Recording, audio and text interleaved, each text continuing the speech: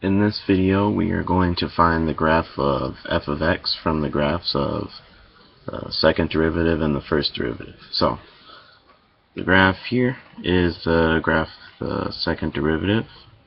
Here's the graph of the first derivative. And what we know from the graph of the second derivative is since it's positive at the intervals negative infinity to negative 1 here, and 1 to infinity, that means that f of x is concave up from the intervals negative infinity to negative 1 and the interval 1 to infinity. And since it's negative from negative 1 to 1, that means that f of x is concave down from the interval negative 1 to 1.